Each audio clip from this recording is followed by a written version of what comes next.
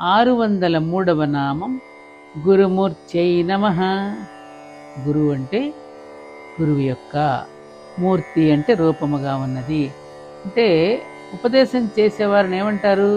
గురువు అంటారు. అయితే గురు బ్రహ్మ గురుర్విష్ణు గురుర్దేవో మహేశ్వర గురు సాక్షాత్ పరబ్రహ్మ తస్మై శ్రీ గురవే నమః అనే శ్లోకాన్ని బట్టి సత్వరజస్తమోగుణ ప్రకృతులకు అధిదేవతలైన త్రిమూర్తులే కాకుండా త్రిగుణాతీతమైన పరబ్రహ్మను కూడా సూచించేవాడే గురువు.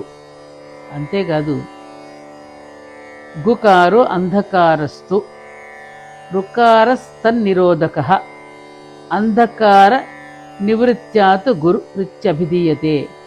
గురుపద నిర్వచనాన్ని తెలిపే ఈ శ్లోకంలో గురుపదంలో గుకారం మనలోని అంధకారాన్ని అజ్ఞానాన్ని సూచిస్తే, రుకారం ఆ అంధకారాన్ని అజ్ఞానాన్ని నిర్మూలించి ప్రజ్ఞాన ప్రకాశవంతులు చేయడాన్ని సూచించే అక్షరంగా మనం తెలుసుకోవాలి.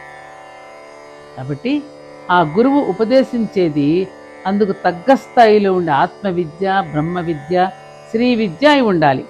ఇలాంటి మంచి విషయాలు ఉపదేశించే గురువులందరి రూపంలోనూ అమ్మవారే ఉంటుందని అర్థం చేసుకోవాలి. ఈ గురువులందరి రూపంలో ఎవరుంటారు? అమ్మవారే ఉంటుంది. మన క్షేత్రంలో ఎంతమంది గురువులు ఉన్నారు? బోలెడంతమంది గురువులు అక్కడ ఆసీనులే. వాళ్ళందరూ ఎవరు? అమ్మవారే. అమ్మవారికి మళ్ళీ వాళ్ళందరూ వివిధ రూపాలలో గోచరిస్తున్నారన్నమాట. కాబట్టి ఆ గురువులందరి లోపల ఉండేది మళ్ళీ మన అమ్మవారే. మనకి ఏది కావలసినా ఏదో ఒక రూపం ద్వారా దర్శనమిచ్చి ఆదుకుని అవసరాలు అనుమానాలు తీర్చే గురువు రూపంలో ఉండేది ఎవరు? అమ్మవారే. విశ్వంలో ఈ ప్రపంచంలో ఈ విశ్వంలో ప్రథమ గురువు నారాయణుడే. ప్రథమ గురువు ఎవరు? అందుకే నారాయణ సమారంభాం వ్యాసశంకర మధ్యమాం అస్మదాచార్య పర్యంతాం వందే గురు పరంపరాం అని గురు ప్రార్థన చేస్తాం కదా. కాబట్టి ప్రథమ గురువు ఎవరు? నారాయణుడు. ప్రథమ శిష్యుడెవడు? ప్రథమ శిష్యుడెవరు? బ్రహ్మ. నారాయణుడు చెప్పింది చెప్పినట్లుగా బ్రహ్మ చేయడం జరిగింది. కాలగమనంలో గురు శిష్యుల మధ్య రాను రాను ఏమవుతుంది? అంతరాలు, అభ్యంతరాలు, అభిప్రాయ భేదాలు గల గురు శిష్యులు వస్తూ వచ్చారు. అందుకే గురు పరంపరను స్మరించి నమస్కరించి ప్రసంగాలను, ప్రవచనాలను ప్రారంభించేవారు. వాళ్ళందరినీ తెలుసుకోవాలి. కాబట్టి నారాయణుడే ఆది గురువు. అలాగే నారాయణుడితో అభేదమైన నారాయణి అనే పేరుతో పిలువబడే అమ్మవారే ప్రథమ గురుమూర్తి. అందుకని సదాశివ సమారంభం అని కూడా ఈ శ్లోకాన్ని కొందరు ఏమంటారు? నారాయణ సమారంభం శంకరాచార్య మధ్యమం అంటాం. అలాగే సదాశివ సమారంభం వ్యాసశంకర మధ్యమం అని కూడా చెప్పుకుంటాం మనం. అప్పుడు కూడా శివస్వరూపిణి అమ్మవారే ఆది గురుస్వరూపిణి అవుతుంది. గురువు రూపంలో ఉండునది అని అర్థం. విష్ణుమూర్తికి చీర కడితే నారాయణి అవుతుంది, అమ్మవారికి పంచ కడితే నారాయణుడు అవుతాడు. ఇద్దరెవరు? సోదరి సోదరులేగా. లేదు, అభేదం లేదు, భేదం లేదని.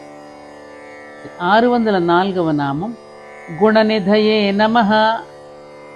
గుణ అంటే గుణములకు, నిధి అంటే గని వంటిది. గుణములకు నిధి వంటిదనమాట అమ్మవారు. గుణములంటే దేన్ని తీసుకోవాలి? మంచి గుణాలనే తీసుకోవాలి. గుణ అనే పదానికి వ్యతిరేకం దోషం. ఈ రెంటినీ కలిపి గుణదోషాలు అంటారు. అంటే మంచి చెడు అని అర్థం. అయితే అమ్మవారి మంచి గుణాలకే గని వంటిది. గుణము అనే పదాన్ని త్రిగుణాలకు సంకేతంగా సూచించడం కూడా ఉంది. అప్పుడు త్రిగుణాలైనటువంటి సత్వరజస్తమో గుణాలకు నేపథ్యము లేదా మూల కారణమైన నిధి అమ్మవారు అని ఇంకో అర్థం చెప్పుకోవచ్చు. 605వ నామం గోమాతాయై నమః. గోమాతగా అర్చింపబడేది కూడా మళ్ళీ అమ్మవారేనట. సవితృమండల మధ్యవర్తి, భూమి మొదలైన గ్రహాదుల ఉనికికి కారణమైంది గోమాత అంటే. చిత్తవృత్తులను కొలుచున్నది అనే అర్థాలు కూడా ఈ నామానికి ఇన్ని రకాలుగా చెప్పుకోవచ్చు. మాత, గోమాత, భూమాత ఈ మూడు పుణ్యవంతమైనవే. ఈ మూడింటికి మూలమైనది పరమ పుణ్యవంతమైంది శ్రీమాత కాబట్టి అమ్మవారు గోమాతగా కూడా అర్చింపబడుతుంది అని అర్థం చెప్పుకోవచ్చు. గో అంటే గోవులకు, మాత అంటే తల్లి వంటిది. గో అనే ఏకాక్షర పదానికి సంస్కృతంలో అబ్బో ఎన్ని అర్థాలున్నాయో. ఈ అర్థాలే కాక సంకేతార్థాలు కూడా చాలా ఉన్నాయి. గో పదానికి కిరణం అనే అర్థం ఉంది. ఈ అర్థంలో గోమాత అంటే కిరణముల ఉత్పత్తికి కారణమైంది అంటే సూర్యుడు అని ఒక అర్థం వస్తుంది. అప్పుడు ఈ నామం సవితృమండల మధ్యవర్తి అనే అర్థాన్ని కూడా సూచిస్తోంది. గో అంటే భూమి అని కూడా అర్థం ఉంది. మాత అంటే తల్లి లేదా మూలము లేదా నేపథ్యం అనే అర్థాలు తీసుకుంటే భూమి మొదలైన వాటి ఉనికికి కారణమైందని అర్థం కూడా వస్తుందిగా. మరి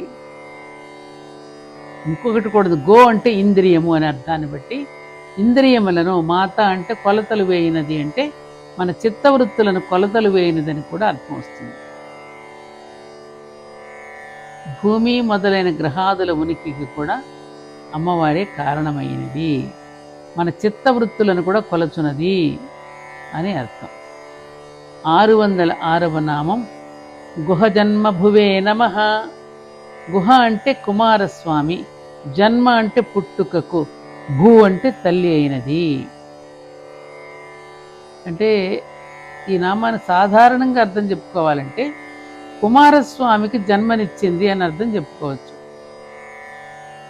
దాగి ఉన్నటువంటి యవ్వనానికి అంటే కన్సీవ్డ్ యూత్ అంటారు ఇంగ్లీష్లో. దాగి ఉన్న యవ్వనానికి సంకేతం సుబ్రహ్మణ్యేశ్వర స్వామి. షట్చక్రాలతో న్యాసం చేసుకోవడానికి, సమన్వయం పరుచుకోవడానికి సరిగ్గా శరవణ భవ అనే 6 బీజాక్షరాలు కలిగిన మంత్రంతో ఈ సుబ్రహ్మణ్యేశ్వర స్వామిని ధ్యానించి ఆరాధించాలిట. ఈ మంత్రాన్నే షడాక్షరీ మంత్రం అంటారు. ఈ సుబ్రహ్మణ్యేశ్వర స్వామికి 6 ముఖాలు ఉంటాయి.